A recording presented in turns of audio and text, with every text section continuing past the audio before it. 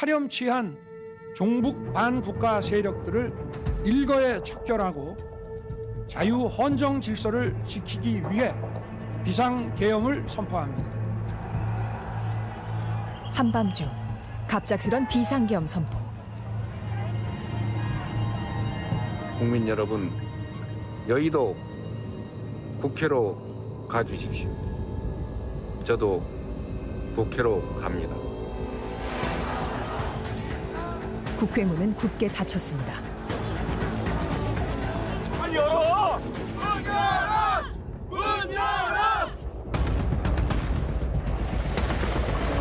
계엄군의 국회 진입.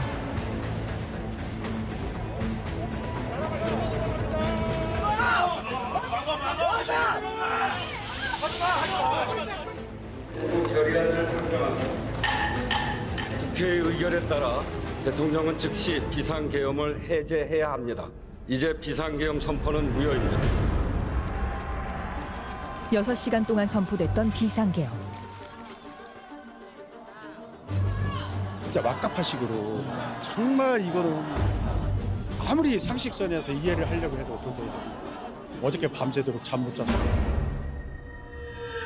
대통령은 왜 비상계엄을 선포했을까?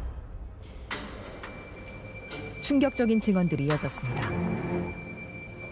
전임 장관으로부터 국회의사당 안에 있는 의원들을 밖으로 이렇게 좀 빼내라.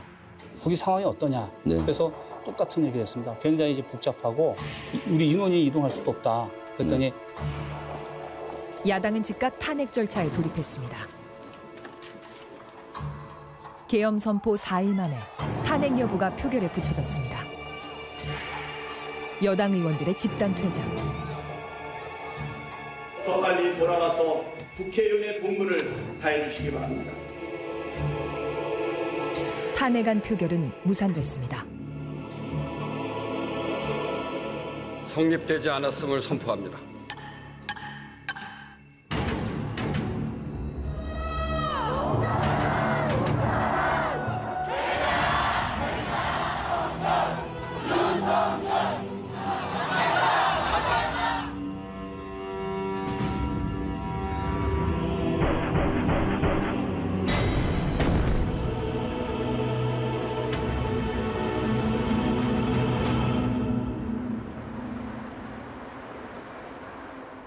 계엄 해제 발표 후 사흘 만에 대통령은 국민들에게 사과했습니다. 이번 비상계엄 선포는 국정 최종 책임자인 대통령으로서의 절박함에서 비롯되었습니다. 하지만 그 과정에서 국민들께 불안과 불편을 끼쳐드렸습니다. 탄핵안 표결을 7시간 앞두고 나온 2분간의 짧은 담화. 명확한 거취 표명은 없었습니다.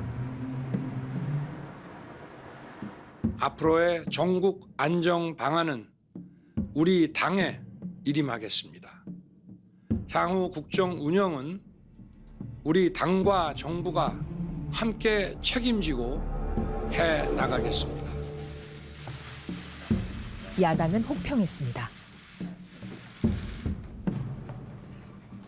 국민들 눈높이에 전혀 맞지 않는 국민들의 배신감과 분노를 더 키우는 그런 발언이 아닌가 생각됩니다. 지금 현재 대한민국의 가장 큰 리스크는 대통령의 존재 자체입니다. 해결하는 방법은 대통령의 즉각 사퇴 아니면 탄핵에 의한 조기 퇴진 외에는 길이 없습니다. 여당은 탄핵 반대로 당론을 정했습니다. 우리가 통일된 대우를 가지고 대통령 탄핵을 반대한다. 당론으로 반대한다. 대통령의 정상적인 직무 수행은 불가능한 상황이고 대통령의 조기 퇴진은 불가피합니다. 민생이 고통받고 대외 상황이 악화되는 일을 막도록 하겠다라는 말씀을 드립니다.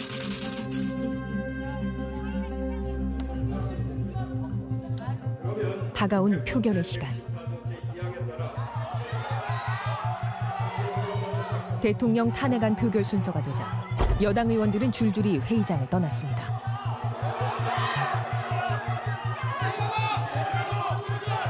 안철수 의원만이 자리를 지켰고 2명의 여당 의원이 돌아왔지만 더 이상은 없었습니다.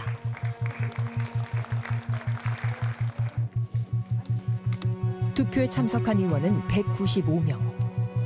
탄핵안 투표를 위해 필요한 정족수 200명도 채우지 못한 채 투표 불성립으로 탄핵안은 폐기됐습니다. 성립되지 않았음을 선포합니다.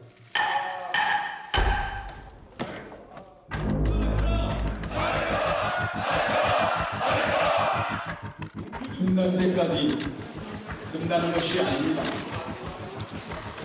민주당은 포기하지 않습니다. 하루라도 빨리 퇴진시키는 것이 국민과 국가를 위한 길입니다. 국민의힘은 혼란을 최소화하기 위해서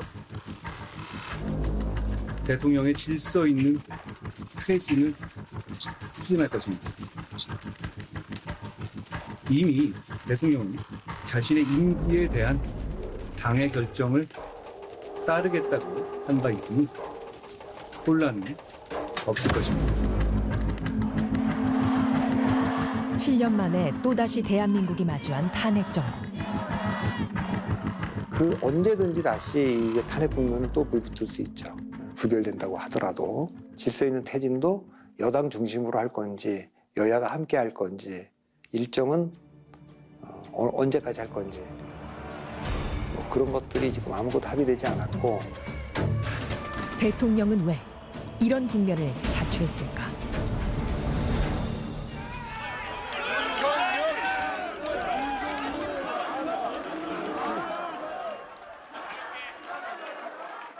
이렇게 3년 만에 다시 찾아뵙습니다.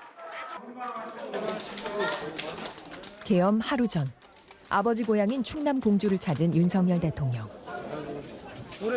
저희들을 믿고 여러분들 용기 잃지 마시고 힘내주시기 바랍니다. 대통령으로서 하여튼 열심히 일하겠습니다. 여러분들 저 믿으시죠? 네. 예, 믿습니다.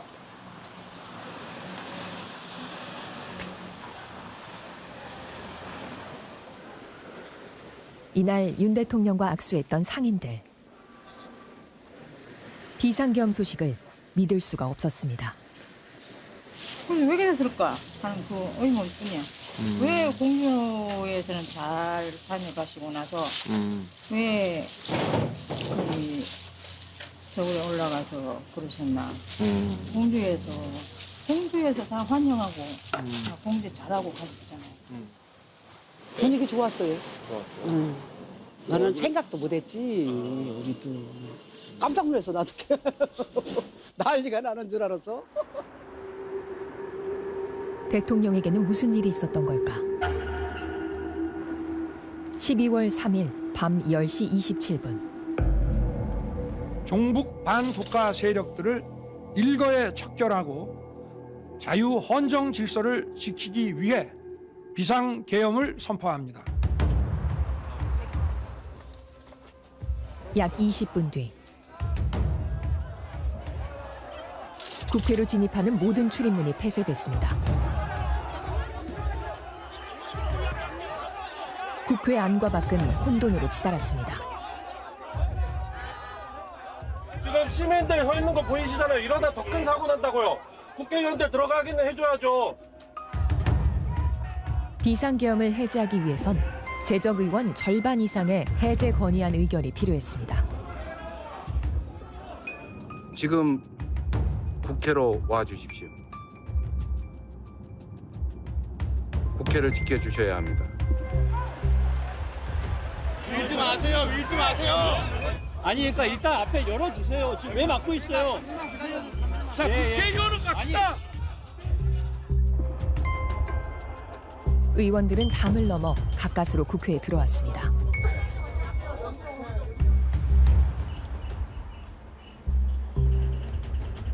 계엄 선포 1시간. 육군참모총장 박완수 대장이 계엄 사령군에 임명됐고 2분 뒤 포고령 제1호가 발표됐습니다. 정치 활동과 집회 금지, 언론 출판 검열 등의 내용이 담겼습니다. 10분 뒤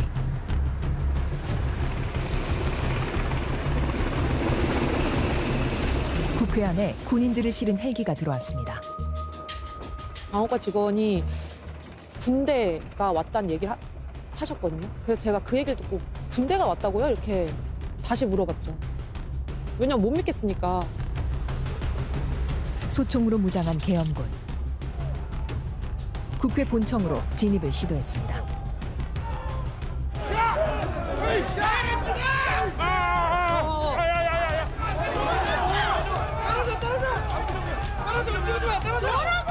떨어져! 움직이지 마! 부끄럽지도 않냐? 부끄럽지도 않냐고! 밀지 말라고!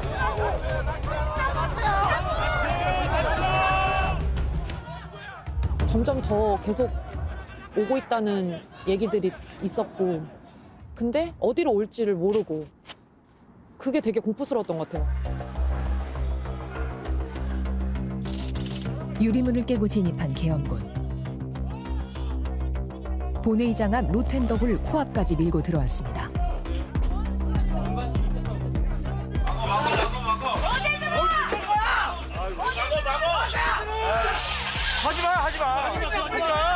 뿌리지 마! 씨야, 뿌려!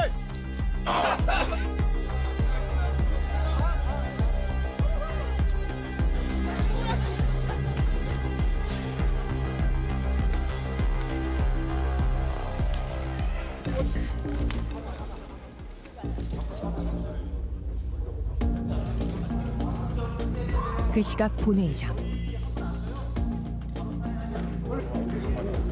국회의원 190명이 모여 있었습니다.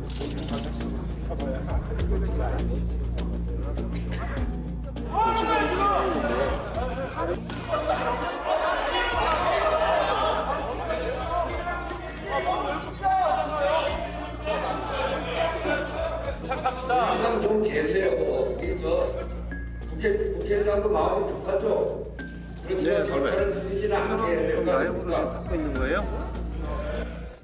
결국 안건 상정 1분 만에 재석 의원 190명 만장일치로 가결됐습니다.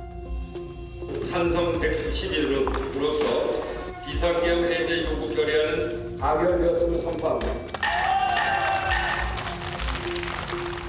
국회의 의결에 따라 대통령은 즉시 비상계엄을 해제해야 합니다. 이제 비상계엄 선포는 무효입니다.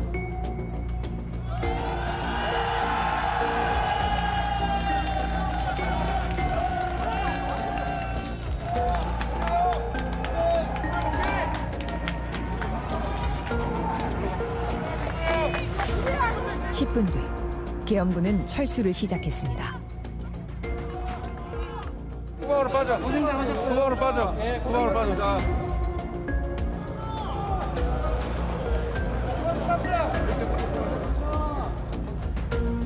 비상계엄은 어떤 과정으로 결정됐을까? 비상계엄 선포 90분 전 용산 대통령실. 긴급 국무회의가 소집됐습니다.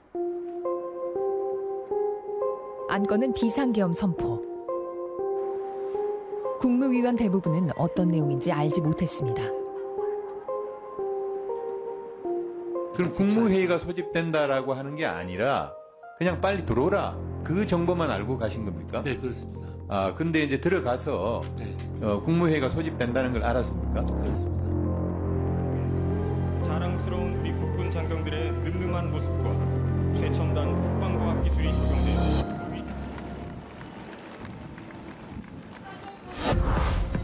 비상계엄을 대통령에게 건의한 김용현 전 국방부 장관.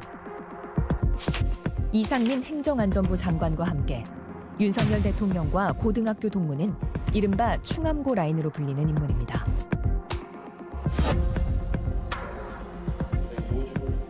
대통령 경호처장이던 김 전 장관은 지난 8월 국방부 장관으로 지명됐습니다. 군 통수권자의 의중을 누구보다도 잘 이해하고 있기에 국방부 장관으로서 적임자라 판단하였습니다. 장관 지명 이후 김민석 국회의원은 비상계엄 의혹을 제기했습니다. 차지철 스타일의 야당 이틀막 국방부 장관으로의 갑작스러운 교체와 대통령의 뜬금없는 반국가 세력 발언으로 이어지는 최근 정권 흐름의 핵심은 국지전과 북풍 조성을 염두에 둔 계엄령 준비 작전이라는 것이 저의 근거 있는 확신입니다. 대통령실은 근거 없는 의혹이라 일축했습니다. 전혀 근거 없는 계엄 괴담입니다. 도대체 괴담 선동의 끝은 어디입니까? 하지만 야당의 문제 제기는 더 강해졌습니다. 최근 이준우 수방사령관, 각종군 특전사령관, 여인영 방첩사령관을 한남동 공간으로 불렀죠. 출입 기록을 남기지 않으려고 입구에서 경호처 직원의 안내로 불러들여서 무슨 얘기했습니까? 계엄 이야기 안 했습니까? 지난 3월 은밀하게 이뤄진 한남동 공간회동. 당시 참석자들은 모두 김용현 전 장관과 각별한 인연의 육사 출신 후배들이었습니다. 계엄을 한다 그러면 어떤 국민이 과연 이게 용납을 하겠습니까? 그리고 우리 군에도 따르겠습니까? 저는 안 따를 것 같아요, 솔직히. 하지만 실제 국회로 투입된 계엄군은 비밀 회동에 참석한 사령관들의 지휘를 받는 부대였습니다. 경호실장은 대통령의 개인 참모에 불과한데 이러한 직책을 경험했던 사람이 국방장관이라고 하는 군정과 군령권을 총괄하는 그런 위치에 오게 된다면은 군사적 요구뿐만 아니라 대통령이 정치적 요구에도 쉽게 응할 수 있는 이런 환경이 조성될 가능성이 높다. 더군다나 이번에는 고교 동문이라고 하는 그런 학연까지도 얽혀 있기 때문에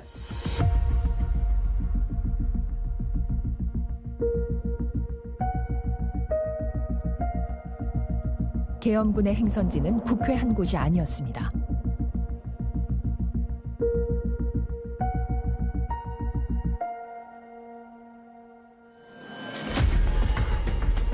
특전사와 수방사 소속 부대들은 여의도 국회와 뉴스공장 여론조사 업체 그리고 과천의 중앙선거관리위원회에도 투입됐습니다.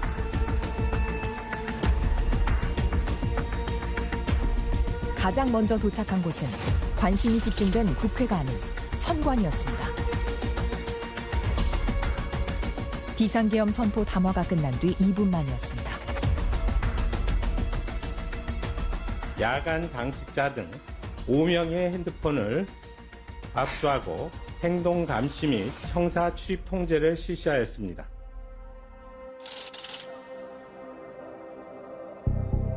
선발대 6명이 도착 직후 향한 곳은 2층 전산실.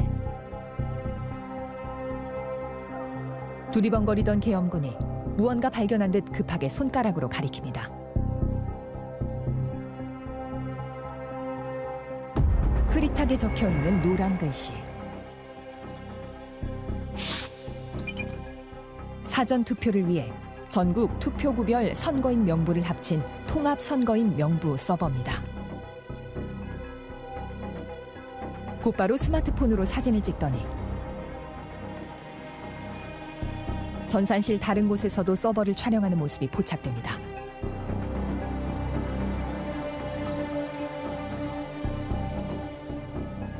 이후 110명이 추가 투입돼 청사 경계에 나서는 등 선관위 관련 시설에 투입된 병력은 약 300명이었습니다.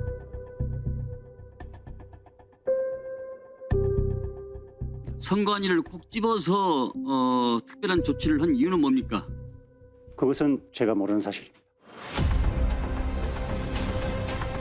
국회가 계엄 해제안을 의결한 지 50분 뒤 선거관리위원회에서도 계엄군이 모두 철수했습니다.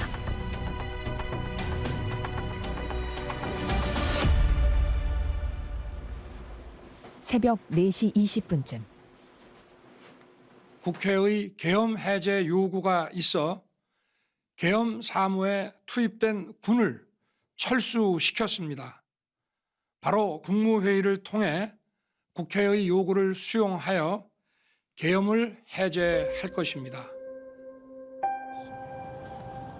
온 국민을 충격에 빠뜨린 비상계엄은 불과 6시간 만에 끝났습니다. 정말 이거는 아무리 상식선에서 이해를 하려고 해도 도저히 어저께 밤새도록 잠 못 잤습니다. 이런 일은 다시는 일어나서는 안 된다. 45년 전의 일을 지금 우리나라가 OECD 국가의 10위 안에 들어가는 국가가 지금 70년대 세대를 가고 있잖아요.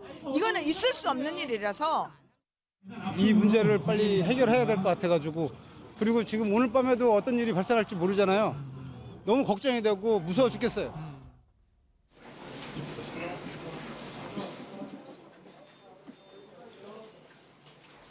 계엄군은 왜 국회보다도 먼저 선관위에 투입됐을까?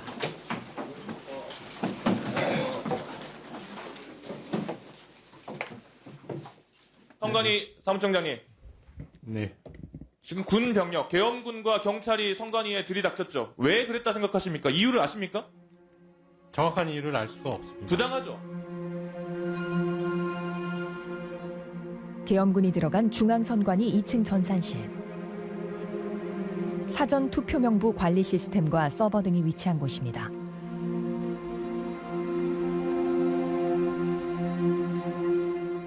어떤 정보, 문건, 시스템, 뭔가 이렇게 표적이 있기 때문에 간 거지 않을까. 단순히 이제 인원을 통제하고 뭐 이런 정도면 경찰 병력으로도 충분하잖아요. 무엇을 확보하려 한 걸까?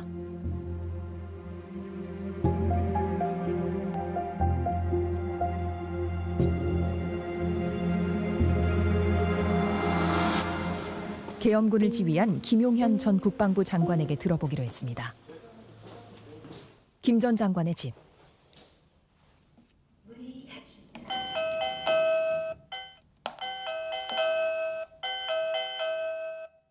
다른 데로 가지 여기로 안 올 겁니다. 아유, 계속 이렇게 기자분들이 와서 지치고 있는데 네. 일로 오겠어요? 가더라도 다른 데로 가지. 몇 시간 뒤 김 전 장관은 취재진에게 직접 선관위에 계엄군을 투입한 이유를 보내왔습니다. 김 전 장관은 많은 국민들의 부정선거 의혹 제기에 따라 향후 수사 여부를 판단하기 위해 시스템과 시설 확보가 필요하다고 판단한 것이라고 답했습니다.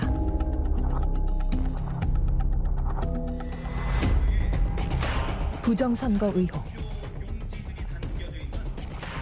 최근 2번의 총선에서 선관위의 전산 조작 등이 이뤄졌다는 의혹입니다.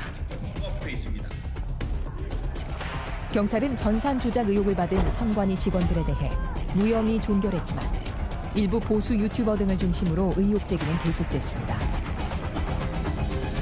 혐의가 진짜 있는지 없는지 그 서버를 봤냐 이런 얘기죠. 서버도 보지도 않고 그 사람들 말만 믿고 혐의 없다고 하면 안 된다 이런. 그거는 국가기관의 구성을 위해서 행해진, 정당하게 행해진, 합법적으로 행해진 선거 자체의 효력을 부정하겠다는 거잖아요.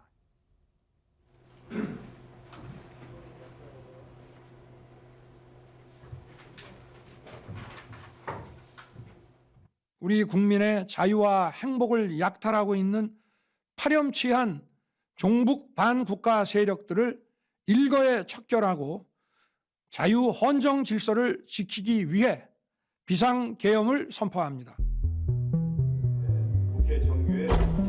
윤 대통령은 민주당의 검사 탄핵과 내년도 예산 삭감 등이 반국가 행위이며 계엄은 이들로부터 국민과 국가를 지키기 위한 불가피한 조치라고 주장했습니다.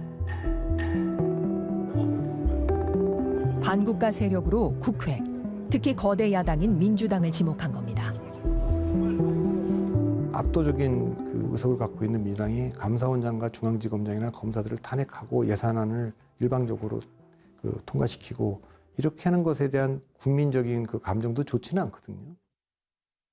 이게 사실은 뭐 한번 의심을 하게 되면 그 총선거에서 그렇다면은 그 당선된 사람들 지금 국정 운영을 방해하고 있는 이 수많은 이 국회의원들, 국회 과반수를 점유하고 있는 이 거대 야당, 그 사람들이 이제 또 다 부정선거로 당선된 사람으로 보일 수 있겠죠. 그 사람들이 나랑 같이 일을 해야 될 사람들이 아니고 이제 계속해서 기소해야 될 범죄자로 보이는 거예요. 그런데 그렇게 해서 정치를 어떻게 할 수 있겠느냐.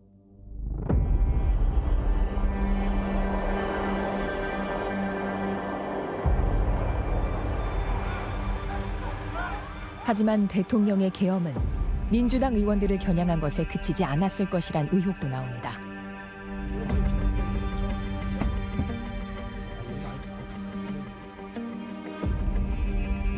무장한 군인들이 문 밖으로 쏟아져 나옵니다. 국회 본청 2층에 있는 국민의힘 정책위의장실. 당 대표실과 가까운 곳에 잠복했던 이들이 한동훈 체포조라는 주장이 나왔습니다. 계엄령 선포 당일에 윤석열 대통령이 주요 정치인들 등을 반국가 세력이라는 이유로 고교 후배인 여인형 방첩사령관에게 체포하도록 지시했던 사실, 대통령이 정치인들 체포를 위해서 정보기관을 동원했던 사실을 신뢰할 만한 근거를 통해서 확인했습니다. 대통령은 정말 국회의원 체포를 시도했을까?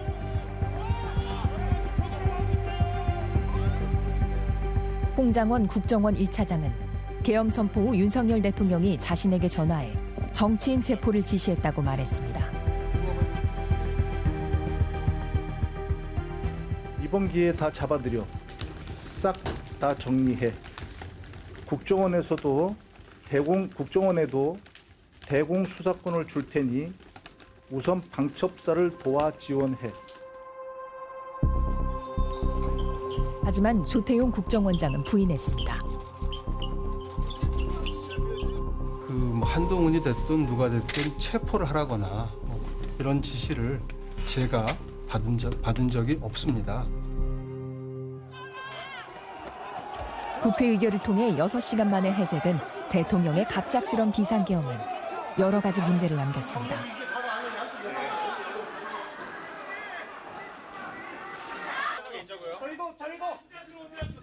아무 말 하지 마세요. 서로 아무 말 하지 마세요. 아무 말 하지 마세요.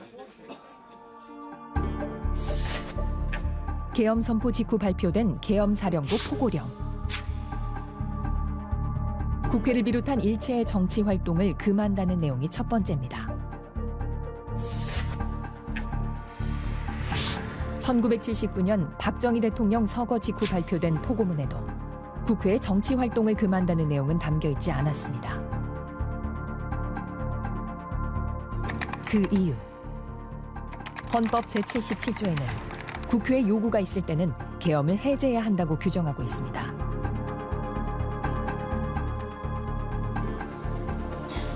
그런데 포고령에서 국회 활동을 금하는 건 헌법이 부여한 국회의 계엄 해제 요구 권한을 봉쇄한 것이기 때문입니다.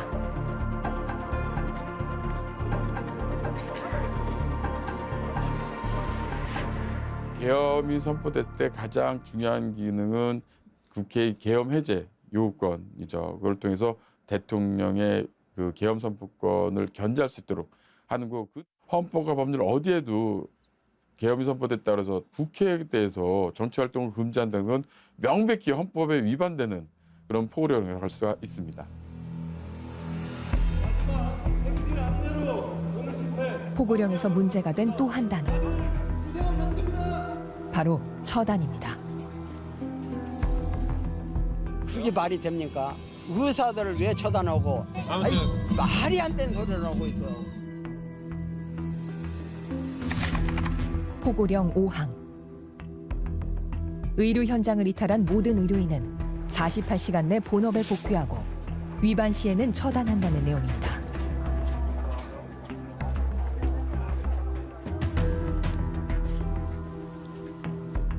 전공의와 의료인을 자유민주 체제를 부정하는 체제 전복 세력과 동급으로 취급하였습니다. 계엄을 통해서 이러한 목적을 달성하려 한 것에 법률적 문제가 있다는 지적입니다. 처단은 법률 용어가 아니거든요. 그래서 그럼 어떻게 하겠다는 거예요? 이게 형사 처벌을 하겠다는 건지 행정 처벌을 하겠다는 건지 애매하고. 전시 사병과 같은 경우는 의료인이 부족해서 의료인의 자유를 구속할 필요성은 있을 수 있어요. 자기가 의료인이가 싫더라도 강제로 붙잡아서 의료인을 시킬 수는 있죠. 그런 경우에는 이렇게 뭐 말이 좀 되지만 지금의 경우에는 그런 거하고는 상관이 없어 보입니다. 이 포고령은 누가 썼을까? 계엄사를 임무를 부여받고 십몇 분 지난 걸로 기억이 되는데 정확하게 모르겠지만 문안을 받았습니다.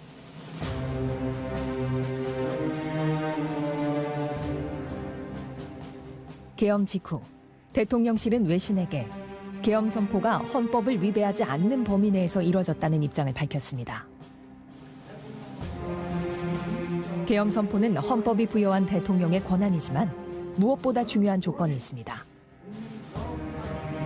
전시나 사변, 이에 준하는 국가 비상사태여야 한다는 겁니다. 저를 믿어주십시오. 감사합니다.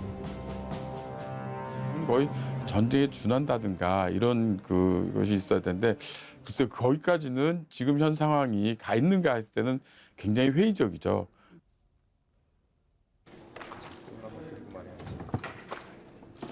성립되지 않았음을 선포합니다. 탄핵안 표결 무산으로 윤 대통령은 일단 대통령직을 유지하게 됐습니다.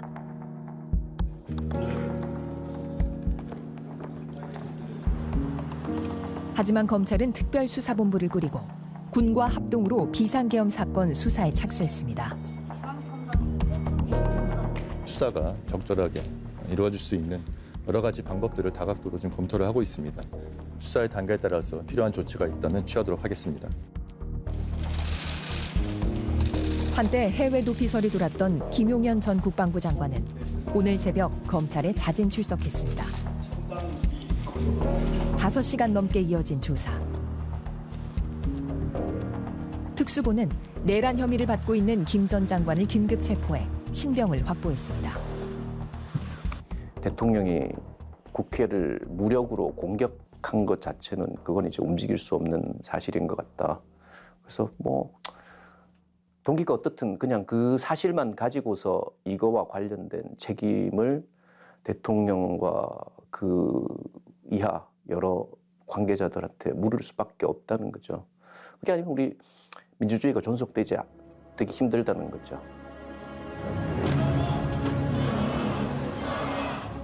민주당 등 야당은 윤 대통령의 탄핵을 다시 시도한다는 방침입니다.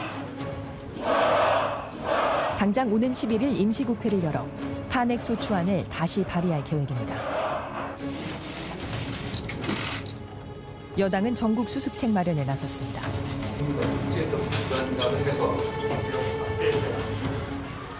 시간이 계속 가면 이재명 대표의 재판 일정도 계속 다가올 거고 거리에서의 장애투쟁이 굉장히 격화될 거고 그렇게 되긴 하겠습니다만 어느 쪽으로 결론이 날지 그러니까 부결이 됐다고 해도 이게 뭐 완전히 모든 게 결론 난 거는 아니고 당분간 굉장히 큰 혼란은 불가피해 보입니다.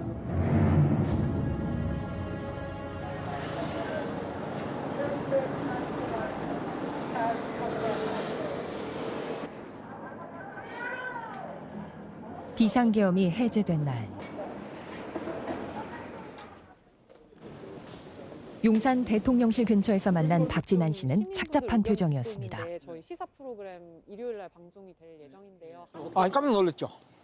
놀랐는데 국회가 막 하잖아요. 어제 할때 국회 못 들어오게 하려고 그랬는데 될 것 같더라고요. 그 나라 창피하죠. 왜 나라가 창피하고 쓰겠어요. 하루 종일 충격에서 벗어나지 못한 시민들도 있었습니다. 머리가 하얘졌다? 이런 표현이 맞는 것 같아요. 우리가 여태까지 그러지 않기 위해서 굉장히 많은 피를 흘고 살아온 걸로 저희도 알고 있는데 사실은 좀 가만히 있을 수는 없는데 무섭다? 대통령의 책임을 묻는 목소리가 커졌지만 탄핵안 표결은 무산됐습니다. 지금 피해본 국회의원 있어 없잖아. 그냥 3시간 동안 선관위만 조사하고 끝난 게 이번 계엄령인데 뭔 피해를 봤다고. 초등학생보다 못한 것 같아요. 기득권을 다 누린 사람들이 최소한 양심 있는 행동은 한 번이라도 할 줄 알아야 된다는 거예요. 아까 이제 의원들이 막 바깥으로 나간다 그랬잖아요. 안 하고. 그래가지고 앉아서 막 울었어요. 마음 아팠어요. 그래서 저도.